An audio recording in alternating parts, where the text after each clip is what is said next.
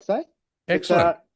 ladies and gents, welcome to another episode of Naked Passion Podcast.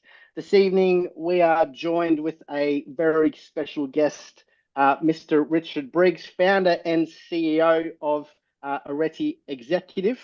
Have I pronounced that right, Richard? I should have checked in. Oh, that's okay. It's Arete, and I Arete. don't mind when people mispronounce it because it gives me the opportunity to tell a good story. We'll come back to that because I love a good story. Over the last 15 years, Richard and his team have been responsible for recruiting over 1,500 senior executives and board directors into roles across Australia. Richard's also coached over 2,500 senior executives and board directors through their job search. Richard is also the author of the best-selling book, Uncover the Hidden Job Market, How to Find and Win Your Next Senior Executive Role. And his second book, Winning the War for Talent, How to Attract and Retain Top Performers. Richard, thank you very much for joining us on the show this evening. Absolute pleasure, Nathan. I'm excited about having a good yarn with you. I love a good yarn. Tell me about the story and help me with that pronunciation, Richard. Right. So arete is a Greek word, and when I started the business way back in 2009, on the 1st of February 2009, we were looking for a name that kind of, was around fulfillment or achievement or success or, something that, anyway, we just typed into Google these words, and this word came up, this Greek word, arete. And arete is a Greek word. It means the fulfillment of one's full potential. And there is an ancient Greek philosopher named Homer, which some people may have heard of, and he wrote a book back in the day, 3,000 years ago or whatever it was. And when he used the word arete, it was where heroes gather to realize their full potential. So we thought, well, that was a fantastic name because, as a business, we wanted our clients, being employers, to realize their full potential by employing great people. We wanted our candidates to achieve their full potential by getting fantastic jobs. And of course, we wanted ourselves to realize our full potential by being a successful business. So it was quite interesting because we chose that name. It was a very unusual name. Hadn't ever seen it any in the marketplace at all. And now there's in Australia, there's an Arete fit out company. There's an Arete winemaking company. There's an Arete coaching business. There's an Arete. It seems that a lot of people have picked up that word, and certainly not saying that, that's because of us. But it's funny how these words kind of come into the common vocabulary. So most people, they go, oh, how do you pronounce it? Arete or Arete or whatever it is. So it's Arete. And it served us well. 15 years later, here we still are, Arete Executive, definitely punching above our weight, but having a lot of fun. I'm sure you deliver that with humility. So quite the trendsetter, Richard, 15 years ago, bringing it back into the society, I guess. Let's say. Well, I suppose I was never going to win points on being handsome. Mate, we might jump into the first tradition because I've been called out prior. We've got a tradition on the show, two truths and a lie. A couple of times we get into the storytelling and one or two of these drop immediately. So I'll jump into the two truths and a lie for yourself. Three statements for yourself, Richard. I lived in a Buddhist monastery for 4 years. I'm a champion poker player and regularly travel to Las Vegas for tournaments. And I toured for many years in bands and have a couple of albums on Spotify. Now, in the spirit of transparency, I think I would guess correct. I did a little bit of a look online with yourself, Richard, prior. So I'll look at this under the lens of, had I not seen that information prior? Fair enough. I think realistically, I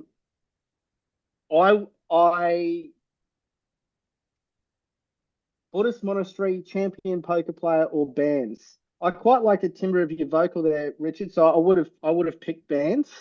Poker player or Buddhist monastery. That's interesting. Las Vegas, regularly travel to Las Vegas, mate, I would have picked the Buddhist monastery as a lie. As a lie. Oh, well, it's pretty good. You're pretty close, Nathan. So, yeah. So, when I finished high school, I had grand aspirations of being a rock and roll star. And, I was really, into music. And so I started a university degree, but my music career kind of kicked off. And I ended up touring for about 4 years.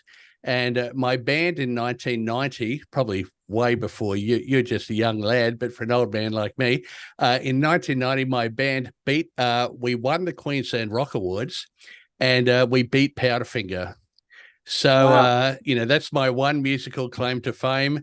And then we went to Melbourne chasing a record deal with EMI at the time. And EMI, according to legend, decided instead of giving us a record deal, they gave it to Keith Urban.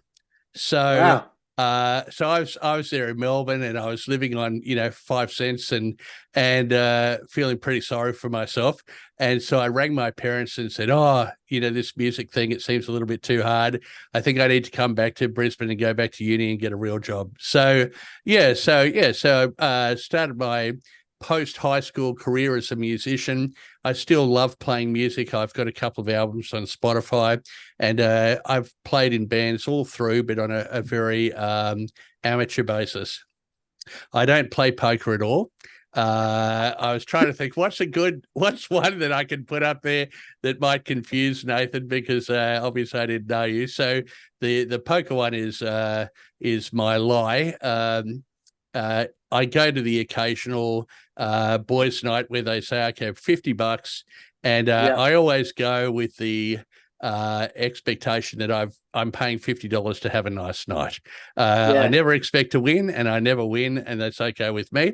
And yeah, so in my probably mid-30s, there's on the Sunshine Coast, and you're a Brisbane guy, so on the Sunshine Coast, there's a Buddhist monastery. It's called Chen Rezig, and it's the biggest Buddhist monastery in the Southern Hemisphere. Most people don't even know that it's there. It's in Udlo, sort of in the Sunshine Coast hinterland.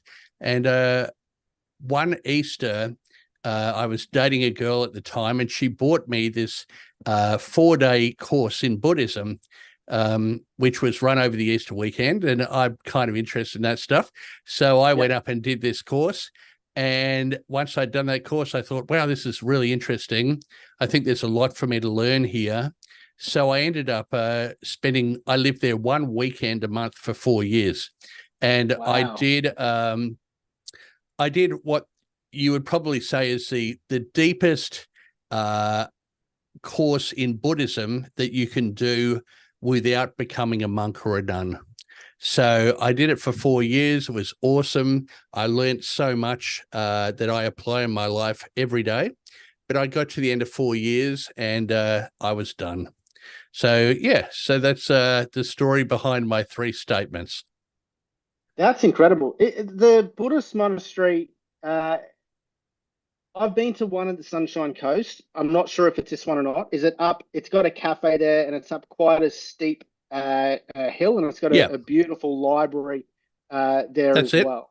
Yeah. Okay, excellent. I didn't know they did weekend courses. There you go. It's Oh, just they a do day it. trip for myself.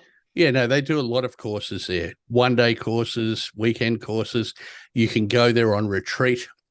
They have a Tibetan Lama who is in residence there. And it's the biggest community of Buddhist nuns, not monks, but Buddhist nuns in the Southern Hemisphere. So there's probably, now I haven't been up there for a few years, but I'd guess when I was there might have been, 40 or 50 nuns there. And just a beautiful place, wonderful people, just a sanctuary. I loved my time there. It was fantastic. It's funny. I sort of notice Eastern philosophy is almost making a having its moment. Uh, I guess at the moment, maybe in line with modern anxiety and everything else. People are looking for more natural, I guess, methods to cope I guess in the everyday things like meditation, breath work, better nutrition, all that sort of thing. So yeah, it's been a couple of years since I only went there a couple of times, but it is a beautiful spot. Yeah. Look, I think that you're exactly right. As people become busier and more frustrated or more anxious about their lives, more depressed, etc., it goes one of two ways. There'll be people who will move towards being medicated, and there'll be people who will move more towards trying to have a deeper understanding about life and who they are and why they feel the way that they do. And I've always been very interested in that. I've done a lot of work in that space. And of course, one of the big emerging industries, or not necessarily industries, but focuses using psychedelics to do very deep work around trauma and PTSD and so on, and using things like psilocybin and MDMA and other ketamine and ayahuasca, and I find that fascinating. I find it fascinating that people, for example, are moving back towards taking a plant medicine like a magic mushroom rather than taking a SSRI to try and get a sense of, who am I? Why am I feeling like this? How can I feel better? So, yeah, I think we're at the point that you made, Nathan, I think is very relevant. We're kind of at this position now, particularly after COVID. COVID, everybody took their vaccines, and, they bought the story about being vaccinated and so on, but they've come out of that, and probably more people now are a bit more skeptical. And so they're starting to think, what can I do for myself? How can I heal myself without having a reliance on big medicine? And I recognize this is not really the tangent that we were going on, but, it's an interesting point, right? 100%. I saw a doctor at a presentation, and he was talking about exactly that, the clinical trials in and around psilocybin related to helping people, I guess, heal over specifically childhood trauma it was. Yeah. And he was pointing to a lot of the studies. It was literally a case of they walked in one day and said, that's it, shut it all down at some stage in the 70s. And it's only been recently, in the last, especially sort of 5 years, a lot of work out of Melbourne and Sydney, that they've been able to, I guess, restart where they'd left off in the 70s. And it's just starting to get some genuine traction now. So it's definitely exciting times. And it does feel like we're on the edge of something pretty enormous, especially the fact that there's a lot less, I guess, stigma in and around the idea now as well. Well, that's right. These drugs or natural medicines were used in some cases for hundreds of years. Ayahuasca, thousands of years, psilocybin, etc. MDMA and ketamine and others, obviously more recently. But there are, as you say, universities like Johns Hopkins and others in the US, and now universities around the world, including Australia, who are looking at this. Of course, the big challenge is you can't patent a magic mushroom. So, for the drug companies, it's a concern for them, because, if people start taking a natural medicine, then that could, significantly affect their profits. So, there's a lot of pushback, but it'll be interesting to see how this unfolds over the next few years, because, people need it. I work as an executive recruiter, but I'm constantly talking to senior executives who might be originally talking to me about, I need a new job. But what they're really talking about is, I have a pretty unfulfilled life. And so, getting a new job or getting a pay rise or whatever is nice, but it's not really dealing with the fundamental issue. And as you said, Nathan, a lot of these a lot of these trauma experiences come from typically when we're up to 7 years old. So anyway, we could have a whole podcast talking about that. I am actually a trained psychotherapist, and I did that not because I want to actually work as a psychotherapist, but it's a great extra string to my bow, as a recruiter. But yeah, I find this stuff really fascinating. How big of a let's call it an issue. How big of an issue is stress when it comes to senior executives across the board today? It's probably not as big an issue as people might expect it to be. I'm often asked the question, "Oh, Richard, are all CEOs narcissists?" Or, are people who want to climb the corporate ladder, for want of a better term, Australian term, are they a bunch of mongrels? Right. Yeah. And I don't think that that's actually true. I think people want to do good work. They want to be rewarded for doing good work. They genuinely care about their staff and their customers, etc. I think most people, they work hard and they get promoted into roles of significant responsibility, and they deserve it.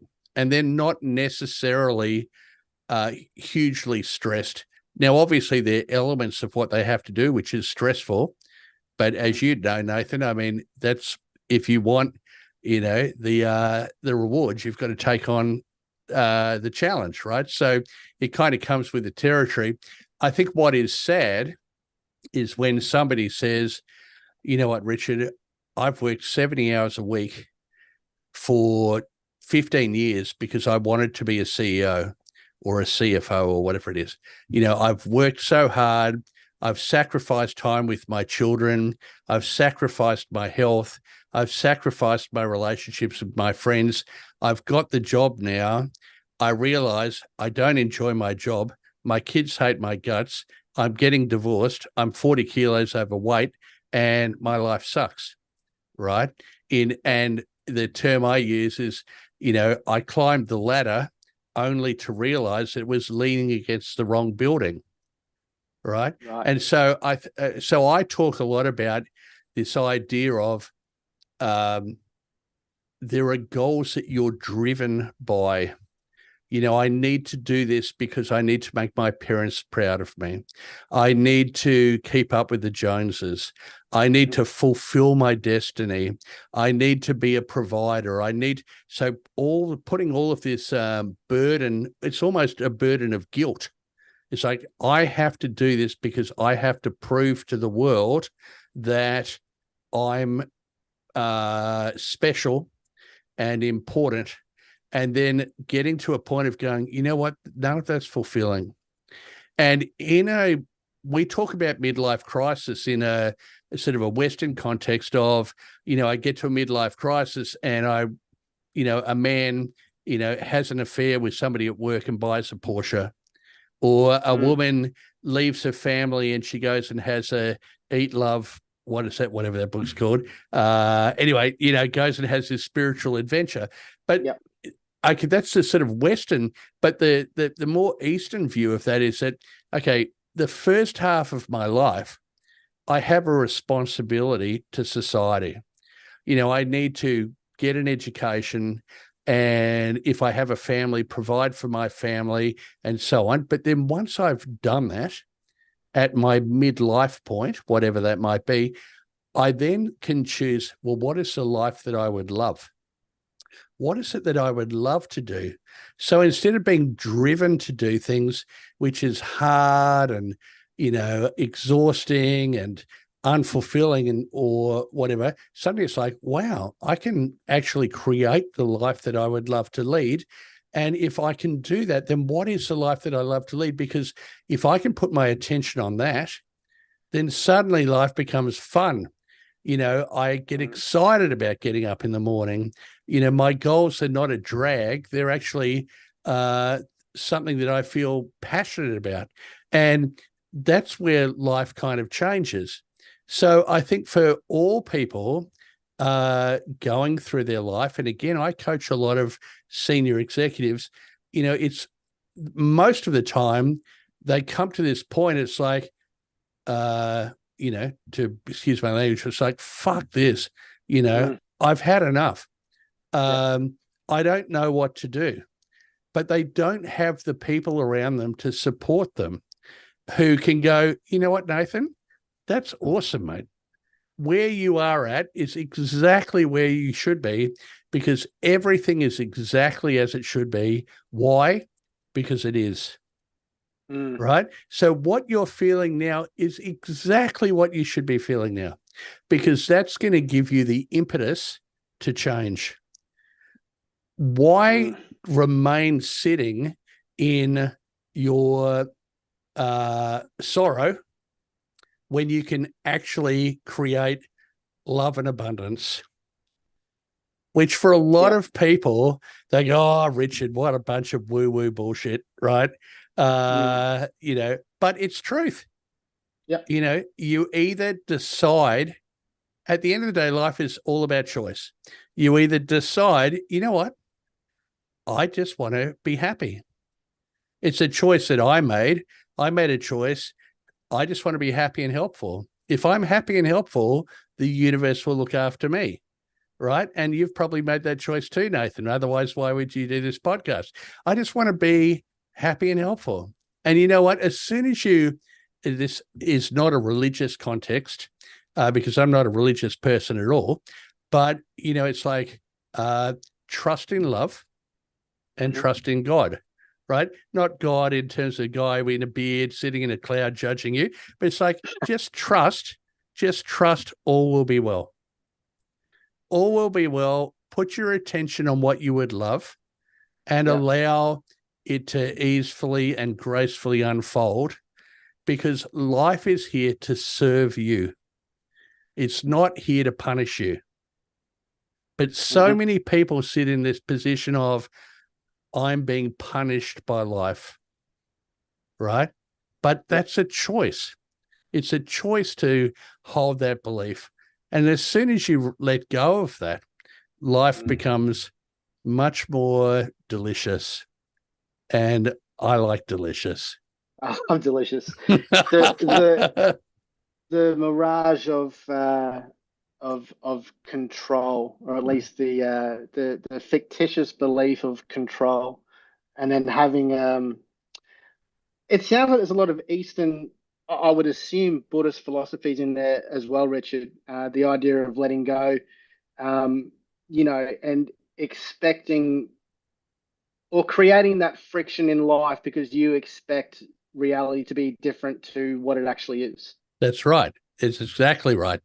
And I think that my learnings within Eastern philosophy carried into my Western business, profession, are very complementary. I know you gave me sort of a few sort of pre-questions, and one of the questions was, what's a book? And there's lots of books that I would recommend. And this is not necessarily my top book, but there's a fantastic book. It's called Busting Loose from the Money Game.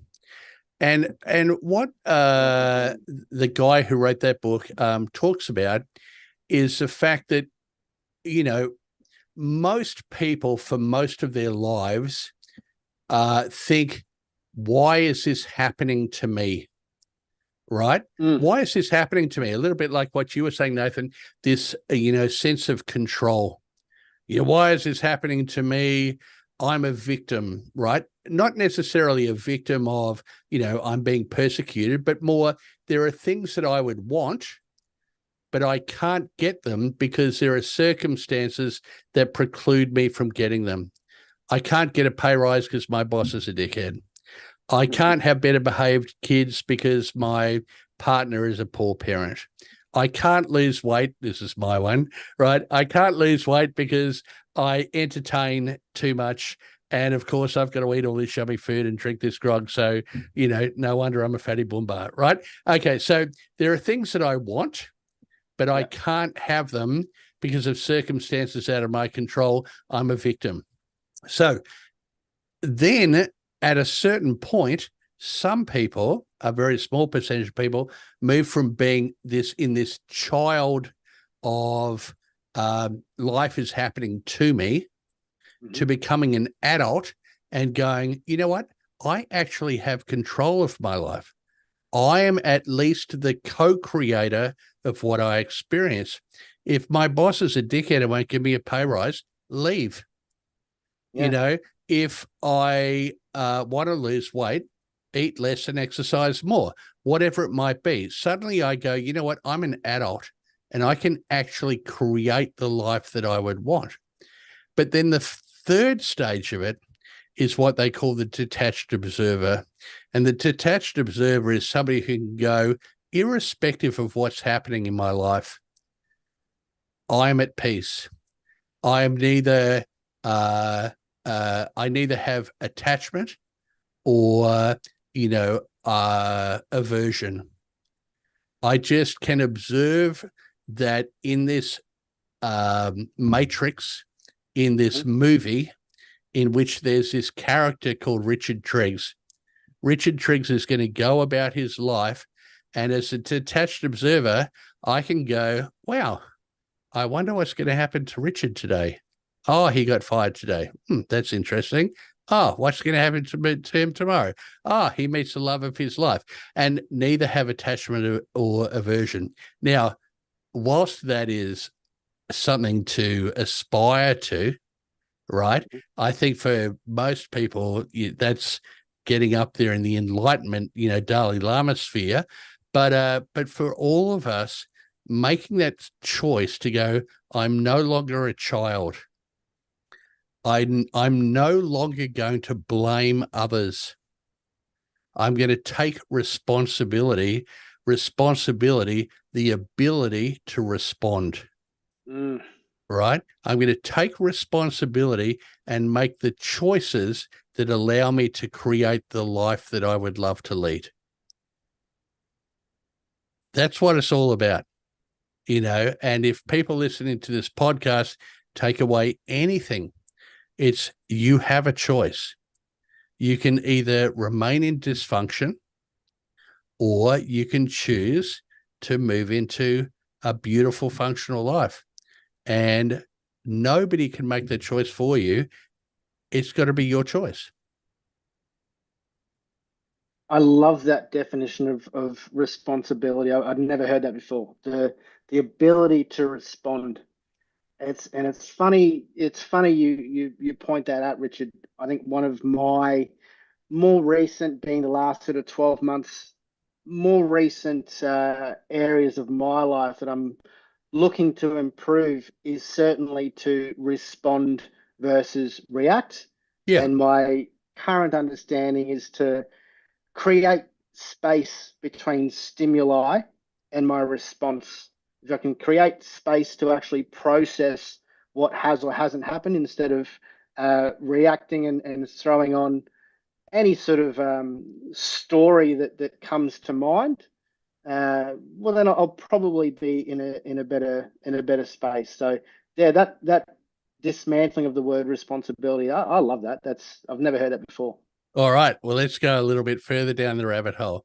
All right. Perfect. So the universe is reflective, it's reflexive, and it comes down to intention.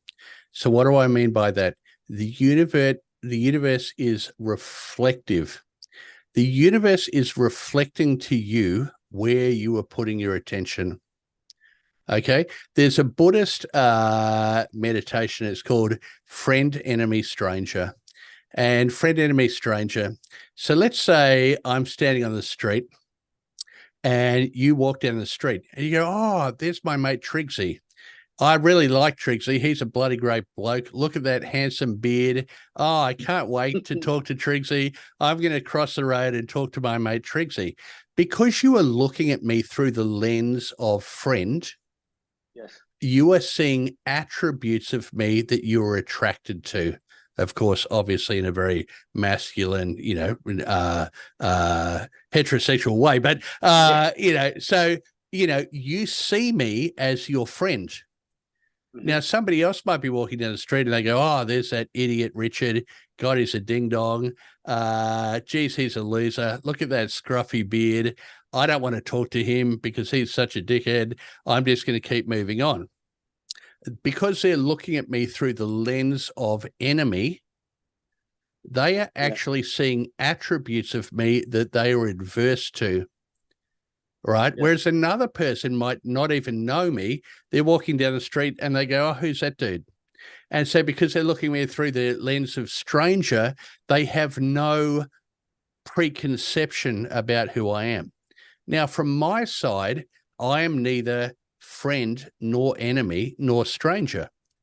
But because of the person who's looking at me and their preconception of what I am, that will completely affect how they see me, right? So everything that we experience, everything that we perceive is a creation within mind. There is no universe that exists outside of us that is the same for all of us.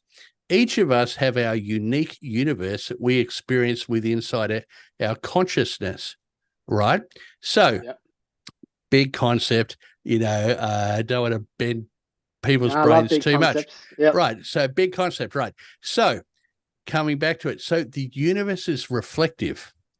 So, if your attention is on, I can't get a job, nobody loves me, I'm not worthy, etc., the universe will reflect back to you what you believe, and you will get what you want, right? Which is no job, nobody likes me, everybody hates me, right?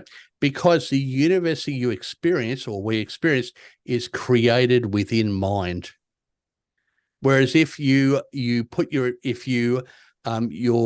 thought is, I'm awesome, I'm a fantastic person, I get on great with people, I'm awesome at driving, I can easily find car parks, everybody loves me, that is what you will experience, because the universe is reflective of your beliefs, because your entire universe is created within your mind. Reflexive. The universe is also reflexive, which means that if you change where you put your attention, the universe will flex to start to create what you want, right? So most people sit within a current reality, but they have a preferred reality. And so if they start to put their attention on their preferred reality, in other words, let's use a job example. I'm now in this fantastic job. I'm earning this much money. I'm having the best time of my life. It's using all my skills. I'm delighted to go to work. I couldn't be more happy. You're putting your attention now on what you want rather than what you don't want. And the universe then reflexes to actually give you what you want. And then the third point is, it all comes down to, where are you putting your attention? So most people put their attention on their current reality, which is what they don't want, right? If I was to walk up to 100 people and say, what do you want? They'd go, I want to be healthy, wealthy, and wise. Mm-hmm. And I'd go, great. Are you as healthy, wealthy, and wise as you would like to be? And they would say, no. Yeah. So if all of these people want this thing, but they don't get this thing, why don't they get what they want? It's because they're keeping their attention on what they don't want. Yeah. Right. It's fascinating. Whether you drawing from Buddhist belief or business belief or whatever, in a business, you put together a business plan, you set goals, you determine what actions are required to achieve those goals, you keep your eye on the prize, and you get to where you want. Yeah. Yeah. But 98%, 99% of people would rather go, oh, God, Nathan, geez, my life sucks. I can't get a good girlfriend. My kids hate my guts. My boss is a dickhead. And they sit within dysfunction rather than going, you know what, take responsibility. What is a life that you would truly love to lead, and how do you create that? What I've learned in 55 years, almost 56 years, is that most people don't want to take responsibility. Mm-hmm. Is that because it's easier? Yeah, because it's easier to sit in dysfunction, right? And in many respects, for a lot of people, they're actually addicted to their dysfunction because it makes them feel special.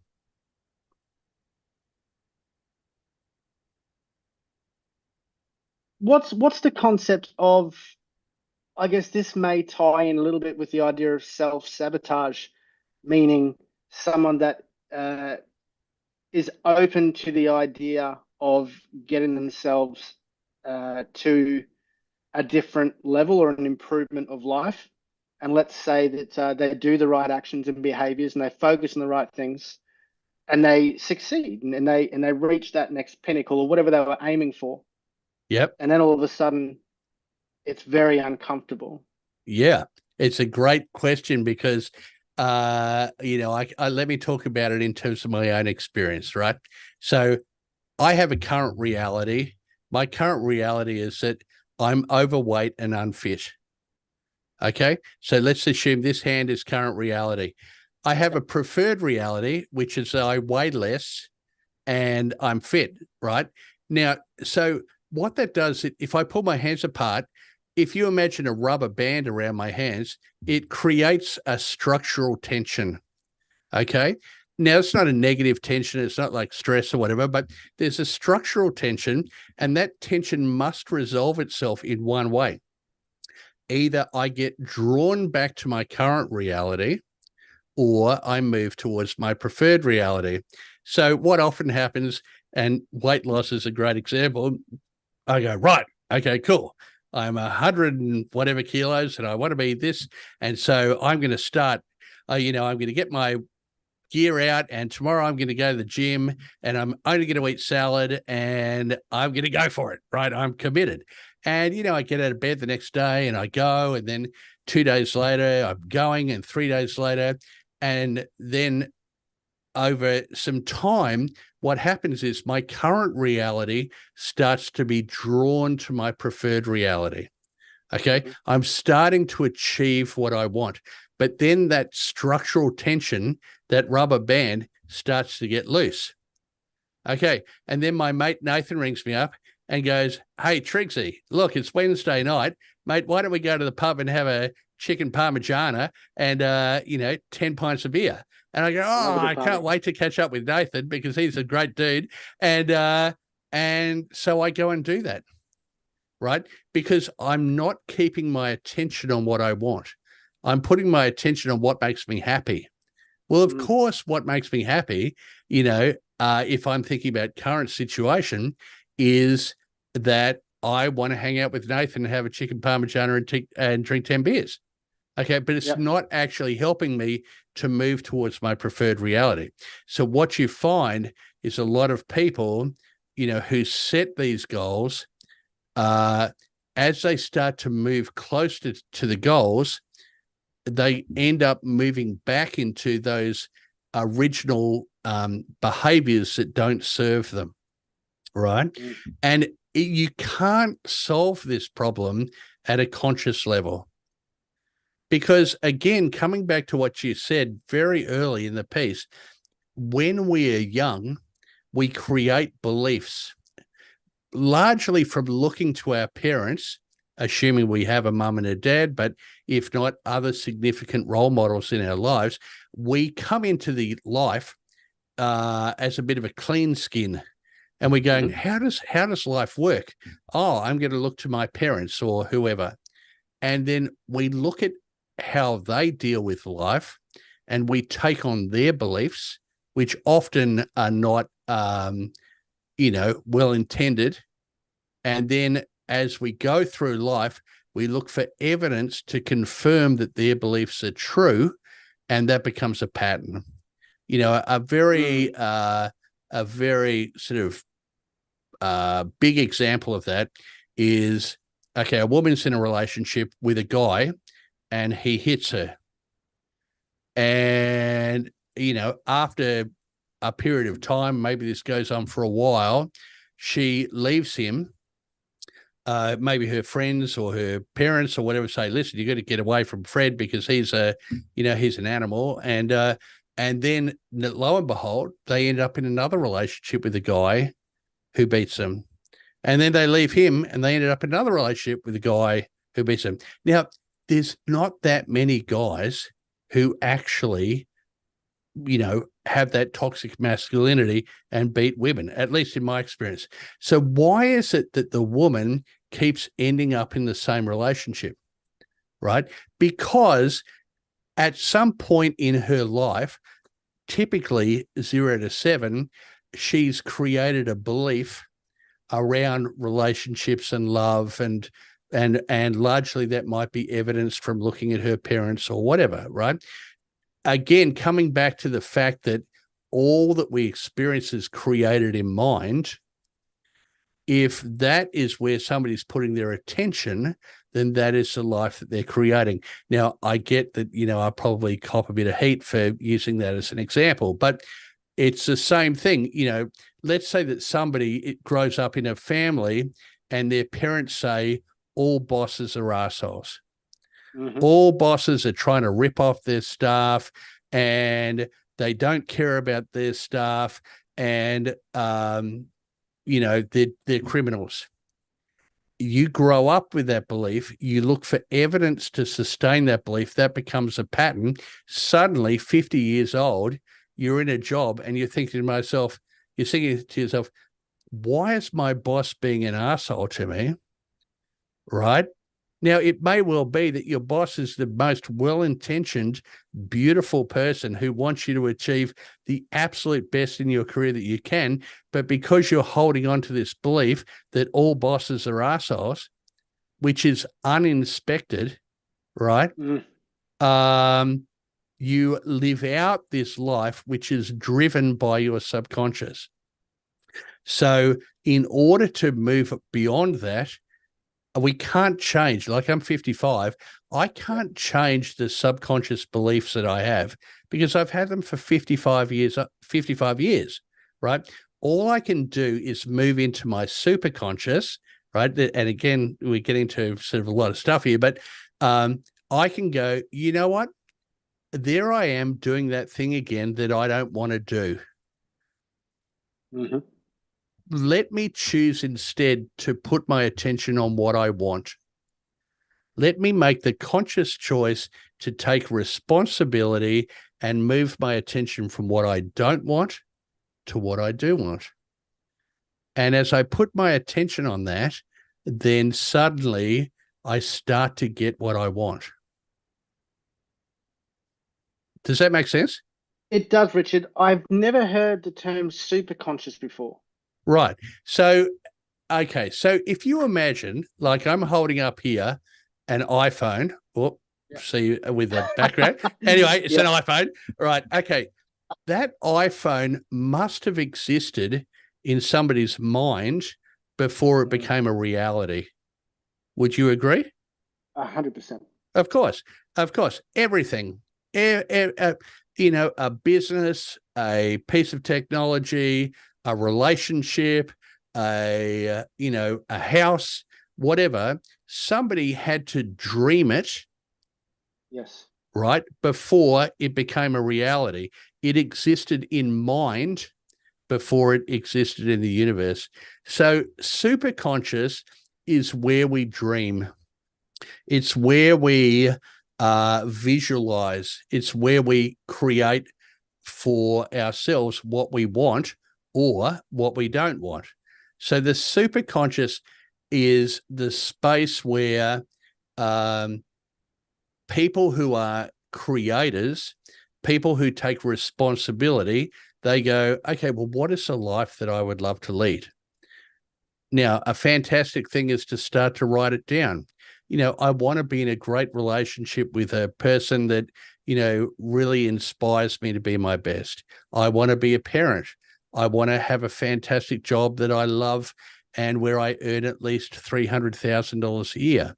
I want to live in a home that I own, whatever it is, right? Mm-hmm. So you're starting to engage this superconscious, okay? Remembering everything that you experience is created in mind. The subconscious is largely driving business as usual, often what we don't want. So by engaging the superconscious, we're starting to creatively create what we want. But it must begin first in mind. You need to think about, what is it, what do I want to do when I grow up? If I'm in this relationship and it's dysfunctional and it sucks, leave, right? But if you just leave without thinking about what you actually want, you're probably going to be inclined to recreate, another relationship which is the same as the old one. And we all know people like that. So instead of saying, instead of doing that, go, actually, let me put attention on what is it that I would love? What is it that will serve me and allow me to achieve my full potential? Arete, right? Arete, the realization of one's full potential. If I start to put my attention on what I would love and I take the actions necessary to create that, okay, because it's not good enough to just go, oh, I want a Mercedes 600, and I'm just going to stand in front of the mirror and go, Mercedes 600, Mercedes 600, Mercedes 600, and then it shows up in my driveway, which is what some of these kind of pop culture things like The Secret or whatever will tell you to do. You have to take action, right? So if I want that, what do I have to do to create it? If I want a great relationship, what do I have to do to create that? If I want a successful podcast, what do I have to do to create that? And then you have to take action. So we're talking about a conscious pattern interrupt, and then implementing actionable steps behind it to bring it to fruition. Exactly. Now, you can get stuck in dysfunction and you can go and have, psychotherapy or, sessions with psychologists or psychiatrists for months, if not years. But often what they're doing is they're just keeping your attention on what you don't want. Oh, my life sucks. And, my parents didn't treat me well as a child, and, they didn't let me have a guinea pig, and no wonder that my life sucks because I didn't get a guinea pig when I was 4. So you can put your attention on that. Or alternatively, you can go, you know what? It's all created in mind. The past is the past. Let me just make a decision. I'm going to draw a line in the sand. Now I'm putting my attention on what I want. All of that. Now, I'm not saying people who actually have significant mental health issues, having the support of professionals is incredibly important. Going on medication or whatever it is incredibly important. I'm certainly not in any way, disregarding that. But for the vast majority of people, it's like, stop dwelling your shit and just start to put your attention on what you want and do the things that you want to do. Right? Sounds simple. And it is. Yeah. What do you think of the hero's journey, Richard? The hero's journey is a very real thing. Yeah. Joseph Campbell, went back and he analyzed, fables, throughout history, and the hero's journey is a constant recurring theme, right? There's a fantastic book. I mean, his book, Hero's Journey, but I can't remember actually if it's called that, but he wrote a book about it. It's another amazing book. It's called Iron John. And Iron John is more written for men rather than women, but it's very much around this idea of the hero's journey. So the hero's journey, and a great example of that is Star Wars. So, Luke Skywalker is there and he's got his adoptive parents or his uncle and aunt. I can't remember what they are. And then one day he comes home and they're dead. And Obi-Wan Kenobi appears in his life, and Obi-Wan Kenobi says, "Oh, Luke, just believe in the Force. You're the Force." And Luke Skywalker says, "Oh, Obi-Wan Kenobi, what do you know?" And then he goes through the Dark Night of the Soul, right? Dark Night of the Soul, he goes into crisis. And then as he comes out of crisis, who appears but, what is it, Yoda? I can't remember. Yeah, Yoda. Yep. And Yoda says, "Oh, you're the Force." He goes, "I'm not the Force. What are you talking about? I'm not the Force." And Yoda says, No, you're the Force." And then eventually, he's flying his X-Wing over the Death Star and he goes, "I'm the Force." And he shoots the bomb and it goes in and blows up the Death Star. Or the Matrix, right? So, Mr. Anderson is no. What's Keanu's character's name? It's not Mr. Anderson. It's Neo. Well, it became Neo. Right. Whatever his name was. Right. Yeah. So Neo, play on the word one. Right. Neo's the one. Right. Yeah. Neone. So he's a computer hacker. He's about to get in trouble and get spanked really hard, and there appears Morpheus. And Morpheus says, "Oh, my God, I've been waiting for you for a millennium. You are Neo." He goes, "I'm not Neo." And then he gets pulled out and he says, "Oh, my God, I can't believe my eyes hurt." And Morpheus says, "Well, it's because it's the first time you've ever been seen." And then he goes through a Dark Night of the Soul, right, where the Mr. Andersons are chasing him. And then he goes to see the Oracle, right? And the Oracle's that black lady who's making biscuits. And he says, "Do you think I'm the one?" And she says, "Well, the very fact that you've asked, am I the one, means that you're not the one." And he goes, "Oh, my God, I'm not the one." And then all of a sudden, people are shooting bullets at him. And he starts bending around and he goes, "I'm the one," right? Okay, it's a real thing, right? It's constantly played out in movies and so on. Okay, so how does that apply in real life? Well, if you really want to get down the rabbit hole. Of course. All right. What else are we going to do tonight, Richard? Well, we've been going for an hour and I seem to be on a roll. Right. We are all one. Okay. The ego is an illusion. The idea of separation, of duality, which is what Buddhism talks about, right? If you become enlightened, you realize all abounding non-dual awareness, which means that I understand at all times that all is one. Okay, why am I experiencing the duality? Why is Richard talking to Nathan? Okay, to go back to another, what is the sound of one hand clapping? Okay, you need two hands to clap because that makes a clap. Okay, if we understood that all is one, then there would be nothing to do. We would be in samadhi and everything would already be resolved.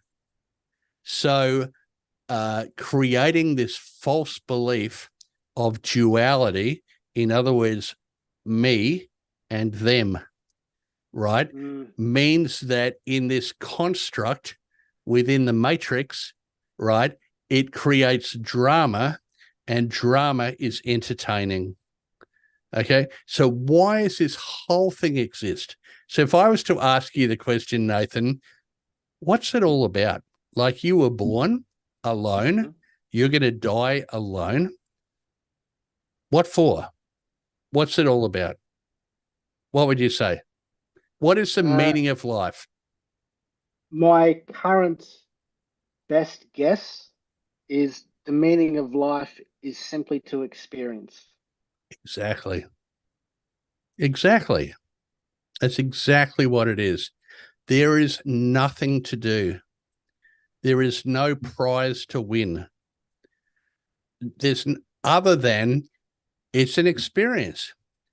God, again, not in a really a religious context, God is experiencing itself. So, I often say, and people criticize me for this, but I say, you know what? I'm definitely going to die. I'm probably going to die sooner than I would hope to die. Right? I mean, everybody thinks, oh, I'm going to live to be 90 or 100 or whatever. And then, as I know, which happened literally on Friday last week, a beautiful young woman that I know, 18 years old, got run over by a bus and killed. Right? So we assume that we're going to live to 90, but, anything could happen. So I'm definitely going to die. I'm probably going to die sooner than I would hope to die. And not long after I die, nobody will ever remember that I was alive. My kids will remember. Maybe if I'm old enough, by the time they have kids, they'll remember their granddad. But nobody else is going to remember I'm alive. Even if you're Brad Pitt or Albert Einstein or whoever, Donald Trump, right? Within a few hundred years, nobody will ever remember you're alive. So if I'm going to die and nobody will ever remember that I lived, why do I give a fuck? Right? Why? Oh, it's all about legacy and blah, blah, and da. It doesn't matter. All I have to do in this life is experience. And what am I here to experience? Emotion, right? Okay, so I'll give you another example. So do you follow sport? A little. I used to follow it a lot more. But okay, who's your favorite? Who's your favorite team? I'd say Gold Coast Suns in AFL. Okay, right. And AFL, right? Gold Coast Suns. So you love them, right? So they're your team. So let's imagine that it's grand final day and you go, oh, awesome. I'm going to go and see the Gold Coast Suns. They're in the grand final, and you rock up and they go, oh, they get on the sound system or whatever. Okay, everybody, thanks for coming along. Listen, it's so good that you're here for the grand final. And anyway, just want to let you know, Gold Coast Suns are going to win 120 points to 80 points. How would you feel? Confused, but if I knew that to be true, I'd be disappointed. Why? Well, because I didn't get to experience the highs and the lows. And, Exactly, right? Of course you're excited that they won because they're your team, right? But what is it about it? It's about the emotion of, oh my God, are they going to win? Oh, they're losing. Oh, ref. Oh, you blah, blah, blah. And, that's what it is, right? The reality is everybody wins because everybody dies the same. When you die, right? So what is it that makes life exciting? It's about the roller coaster. It's about the highs and the lows. If all you wanted was a life that was just high, high, high, high all the time, it'd be freaking boring. Yeah. Imagine being, okay, you look at a royal, right? You go, oh, they're, Prince Andrew, born with a silver spoon in his mouth, he could have the most amazing life of total life, everything happy, happy, joy, joy. So what is it about him that goes and creates his situations, like with Epstein and blah, blah, blah? Well, why do they do that? Why? They could just have an awesome life where they have a beautiful wife and beautiful children and live in a beautiful, castle and eat caviar every night. And why? Because it's unfulfilling. Right? So the hero's journey is almost, it's like that is again, I struggle to use this word because there's so many connotations. It's like, that is God going, wow, like, isn't this fun? We're going to create this person that has this delusion of separation through ego, and they are going to go on this hero's journey where it's awesome, and then it's shit, and then it's really shit, and then it's kind of shit, and then it's really, really, really shit. And then suddenly, and then at the end, hopefully, by the time they've finished this hero's journey, they go, you know what?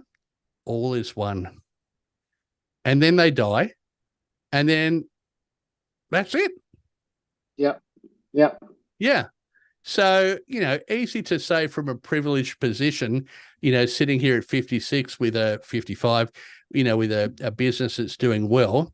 And I'm sure that people go, oh, it's fine for you to say, Richard, but, you've got a business and you've got money and you've got a roof over your house and so on, a roof over your head. And that's all true, right? But I haven't always had that. Okay. And who are the most interesting people? The people who have, they've had this crazy, wild life. And so when you're sitting in a position, you can either go, woe is me, or you can go, wow, like, what can I do from here? What can I create? Who are the people around me that can support me and sustain me to create the life that I would choose to live? And if I don't have those people around me, go and find them. Listen to Nathan's podcast. Listen to those who have walked the path before you. Get inspired. But most importantly, just have fun. Because you know what? We're all going to die. So if it ain't fun, then really, what's the point? What's the point? What brings you joy, Richard?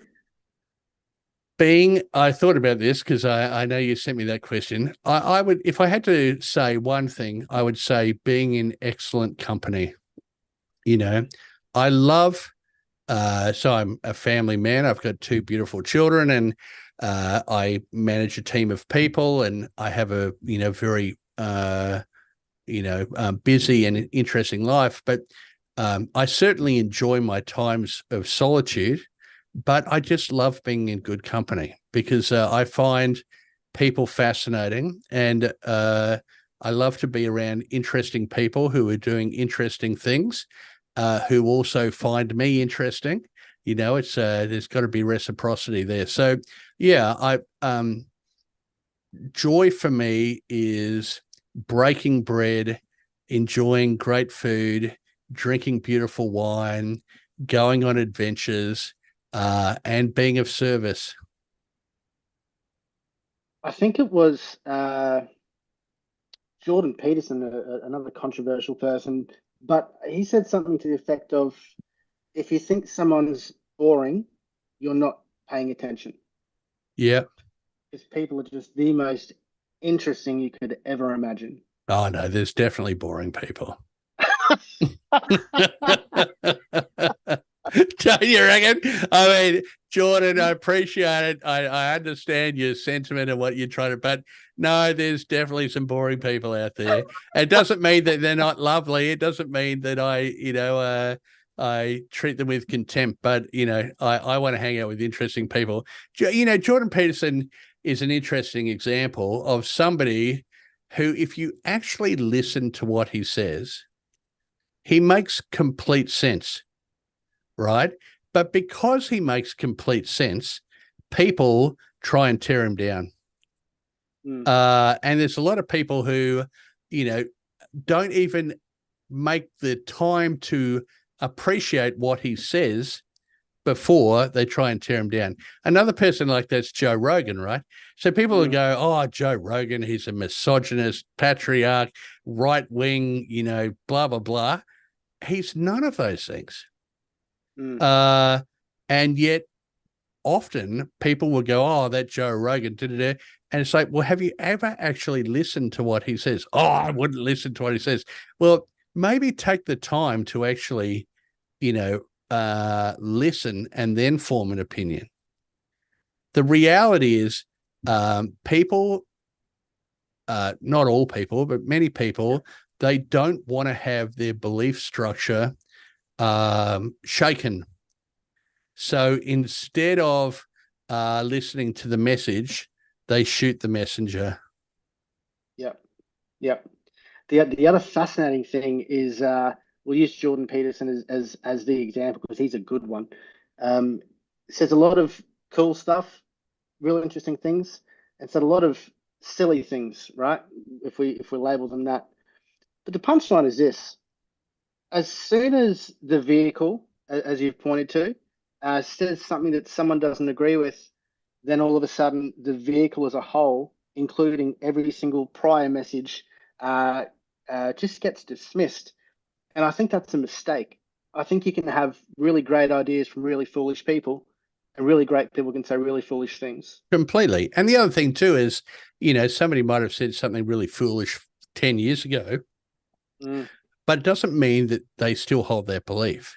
Everybody grows, they change their mind, and they become more educated and more aware. So to hold somebody today responsible for something that they said 10 years ago seems a bit ridiculous. I mean, I've said the dumbest stuff, and I continue to say the dumbest stuff. And I'm sure if there was a microphone that was listening to me 24/7, people would call me out for a whole heap of things. But that's not who I am, right? And so once again, it's almost coming back to that victim versus creator. It's like, okay, sure, Jordan Peterson says some silly things that I don't agree with. So what? What am I going to create for myself?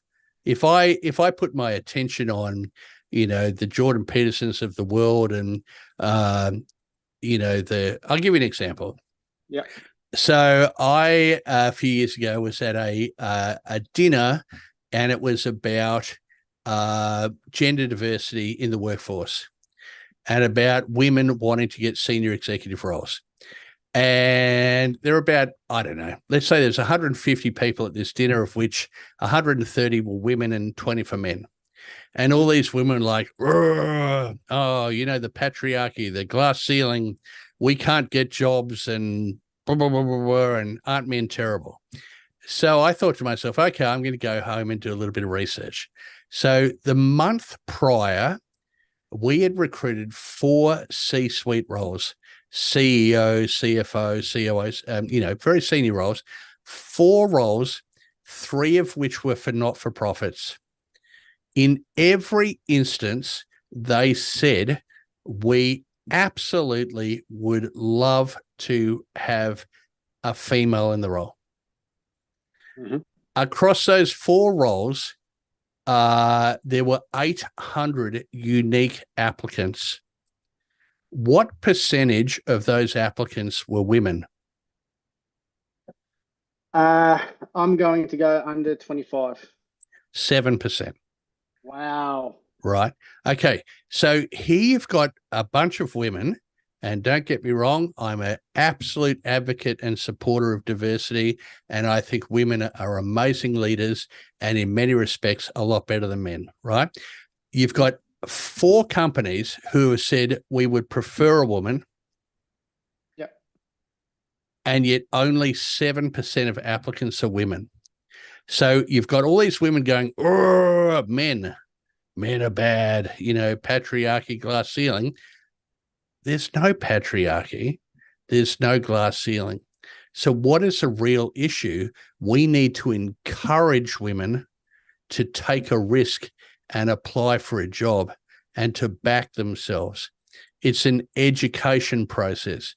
People need to drop these beliefs, that, instead of I'm a victim because men don't want women in these senior jobs, complete bullshit, right? Mm-hmm. Drop the story and instead put your attention on what would you love? What is the life that you would truly like to create? Oh, the world's terrible because Jordan Peterson believes blah, blah, blah. It's like, so what? Just whatever, Richard believes stupid shit. Nathan believes stupid shit. Why does Funny. that impact on your ability to create the life that you would love? Just forget it. Just move on. You know, it's a if anything, it's a relinquishment of one's autonomy and one's own power to say that this other person or people or system or whatever, you know, is constraining me for what I want. Right? You understand what I'm saying? Yes. Yeah. How does let's look at it from the flip side. Meaning, how does an employer create an environment, or at least position themselves in market to be an attractive place to work for females?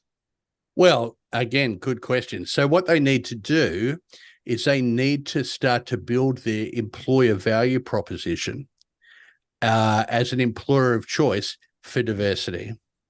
Okay, so there's a lot of companies, you know, you look at their website, for example, and their website is entirely designed around their customer. You know, oh, we're amazing and we deliver great service and great products and and blah, blah, blah, right? But there's not much of their actual website, which is how do we attract great people? We want to attract great customers, but you also, if you say people are our greatest asset, what is your website doing to demonstrate that?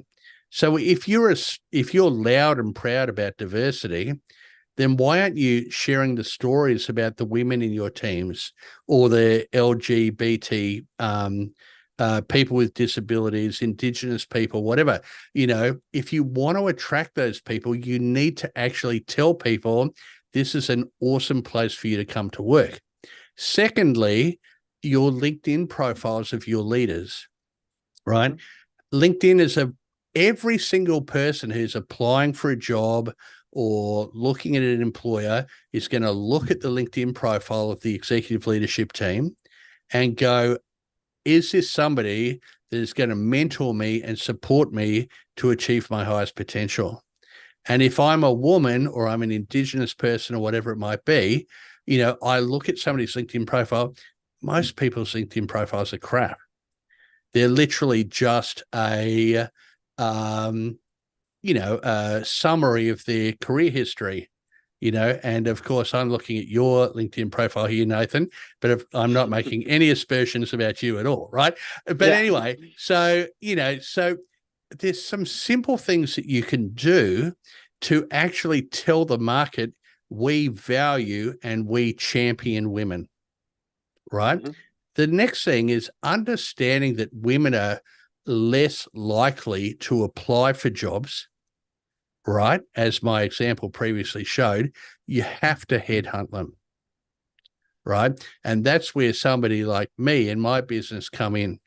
Because if a company says, look, I mean, we have one client, they're an ASX top 100 company, and they have a mandatory stipulation that on any shortlist, there must be, and when I talk shortlist, I talk, you know, top 3, maybe 4 candidates, there must be at least one woman. All right. So what we have to do is we have to go out and headhunt women. So we're ringing these women and saying, hey, you know, this company really want to employ women. On that basis, are you interested? Because those women most likely won't apply. Similarly, at recruiting at board level, a lot of boards now are going, we want an Indigenous person on our board, right? But there's not a lot of qualified, experienced Indigenous board directors. So if you really want Indigenous people on your board and there's not many to choose from, then what do we have to do? We actually have to create them. You know, we need to bring them in and foster them, almost incubate them so that they are board ready. Yeah. Rather than just going, oh, there's no Indigenous board directors, so we'll continue to employ male, stale and pale.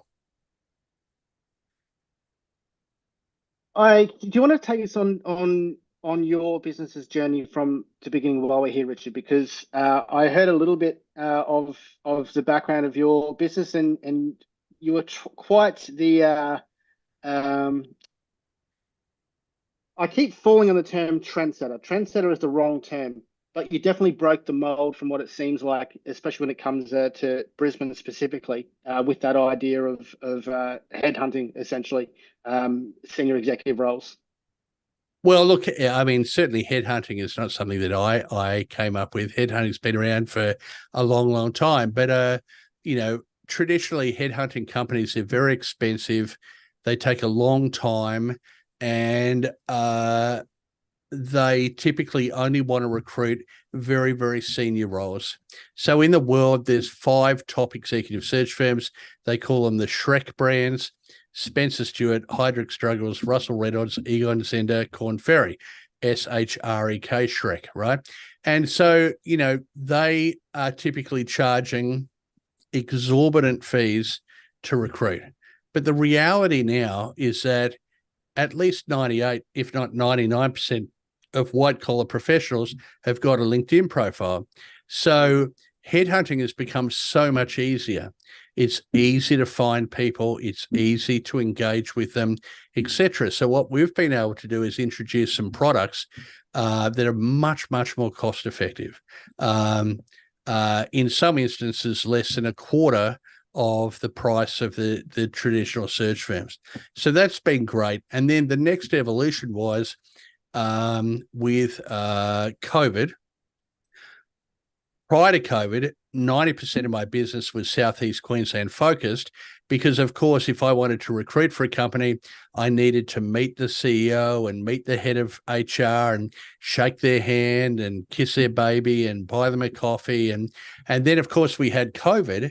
And once COVID was, that initial shutdown or lockdown was behind us, everybody became so comfortable talking on Zoom and Teams, our geographic footprint exploded overnight. So, for example, we picked up a client during COVID based in Melbourne, and we've delivered over 150 roles for them in Melbourne, and I'm in Brisbane. Now, that would have never happened before COVID. We are now working for American companies, headhunting Americans in America for jobs in America from Brisbane, right? Wow. So the world has completely changed. Now, there's a lot of people who in my industry hate my guts because, I'm offering these solutions which are very cost effective, very quick, and very reliable. And they are saying, "Oh, Richard, you're degrading the executive search industry." But from my perspective, it's like the world's got to change. If you continue to try and do the same thing, there will always be innovators. So I would rather be the innovator. I would rather be the disruptor, and create that competitive advantage. You've touched on it there, Richard. How important has technology been with the evolution of recruitment, especially over the last 5 years? And where do you see that going over the next further 5 to 10? Well, of course, I mean, LinkedIn has been an absolute game changer, although not necessarily in the last 5 years. Definitely within the last 5 years, technology like Zoom and Teams has had a huge impact. And of course, we don't know yet what the impact of AI and ChatGPT and things like that will have. Personally, I don't think it will have much of an impact because at the end of the day, recruitment is about a human connecting with a human.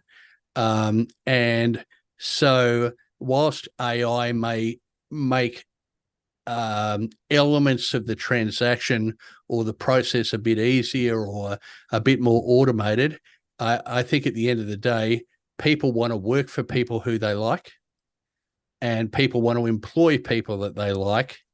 And so to try and delegate that to artificial intelligence, I don't think will be very successful. But, who's to say? I don't even know what it will look like in 2 years, let alone in 10 years. But it'll certainly be interesting. So let's explore that water a little bit more. Let's say you've got a young up and comer that's perhaps a let's say middle management with grand goals of becoming a CEO. I guess what what sort of traits or what pieces of advice would you give to someone that's looking to I guess raise the ranks of the corporate scene? Yeah. Okay. So, obviously, being appreciative of time because we're at almost an hour and a half now. So, I wrote a book. It's called Uncover the Hidden Job Market, How to Find and Win Your Next Senior Executive Role. And anybody who'd like a free copy of that book, they can just go to my company website and they can get a free copy. So, that book goes into this in a tremendous amount of detail. But what I would say is that at least 80% of the best jobs never get advertised. They never get to a recruiter. They're never in the open job market. They're filled through what's called the hidden job market. What does that mean? Companies find somebody that can solve their problems and take away their pain, and they hire them whether there was a vacancy or not. So what I say to people, okay, I suppose there's two channels to this. One is that if you are looking outside your current business, is to think about who are my employers of choice? Who is the person most likely to be the key decision maker in employing me? And how do I get in front of them before they know that they need me? And the amazing thing about LinkedIn is that it's made it very easy to do that. You know, I can look at a company's organizational chart. I can then find the person's LinkedIn profile. I can reach out to them with a connection request, and I can send them an email asking for a meeting. These employers want to hire you. They can't hire you if they don't know who you are. So the best thing that you can do is to proactively put yourself out there on their radar. If you're limiting your job search to just applying for jobs that are advertised, number one, you're only seeing a very small percentage of the actual jobs. And number two, the competition for those roles could be very high. And because recruiters are lazy and stupid, you know, we just want to put a square peg in a square hole, get paid and move on. So if you're not the squarest peg for the square hole, it's unlikely that you will get consideration, even if you are you could do the job standing on your head, right? So my book, Uncover the Hidden Job Market, is very much around that. Now, the other side is if you're in an organization and you want to be promoted within the business, most people go, oh, I'll just do a good job, and hopefully they will recognize that I'm doing a good job. And hopefully, as a result of me doing a good job, they will give me promotional opportunities, right? Which is, there's a lot of assumptions there. So what my recommendation is that you sit down with your boss or whoever it is at the beginning of a period and you say, look, you know, I'm currently the salesperson. I want to be the sales manager. What will I need to achieve for you within 12 months that you would be absolutely delighted to promote me to being the sales manager? And then your boss says, okay, well, Richard, what I want you to do is A, B, C, D, and E. And if I go, yep, cool, then the responsibility is on me to actually do those things to fulfill that contract, right? Similarly, I want a pay rise. Hey, look, boss, I'm on 100K. In a year's time, I would like to get a pay rise. I'd like to be on 150K. What would I need to have delivered for you in order for you to be delighted to give me 150K? What we're seeing a lot, and it's not a new thing, it's been, you know, it's a phenomenon that's been forever. You know, somebody says, oh, I'm on 100K. Geez, boss, I really did a good job for this year. How much are you going to give me as a pay rise? And the boss goes, I don't know, nothing. Or how about CPI? 4% or whatever it is. And the employee goes, well, that's shit, right? I wanted 150. Well, you have to, you can't leave these things undiscussed. If you have an explicit conversation with your boss, what do I need to do to be on 150? Your boss might say to you, look, dude, I can't pay you 150. There's no way I can pay you 150, but maybe I can pay you 120, right? Much better to have the conversation at the beginning rather than at the end. Yes. Right? But how many people do that? Very, very few. Yeah. Richard, we've covered everything from Eastern philosophy to music in the 90s to AI to the superconscious. I want to make sure that we cover your great skill set in your business. Talk to me about who is the perfect person for yourself, who should be getting in contact with you for you to help them? Right. Okay. Well, certainly the way I make my money is by filling vacancies for employers. So if you're an employer, whether you're a small to medium enterprise or a larger employer, and we can assist you in headhunting or recruiting people into your business, I'd certainly love to have a chat to you about that. And we have some very innovative products which you may find very useful and interesting. If you're a job seeker and you'd like to get some information to support you in finding a new job, as I said, you can go to our website, areteexecutive.com.au, and you can download a free copy of my book. I've got a bunch of webinars that you can watch, which are me practically explaining what I talk about in my book. And there's a lot of resources there to help you through your job search. So fundamentally, that is my business. If you want to find me on LinkedIn, that's great. If you send me a LinkedIn connection request, the maximum number of connections you can have on LinkedIn is 30,000, and I'm constantly sitting at close to 30,000. So if you send me a LinkedIn connection request and I don't accept it, don't think, oh, Richard's being rude or there's anything wrong with you. I literally don't have capacity. So I would suggest don't do that, but you can definitely message me through LinkedIn or through our website. And if I can be of any assistance, I'm very happy to do so. Awesome. Richard, I do want to quickly throw in, I sent this a little bit late, mate. I'm not sure if you received it, but we have a tradition here where each guest gets to leave a question for the following guest. Yeah. I actually unashamedly stole that from another podcast, Diary of the CEO.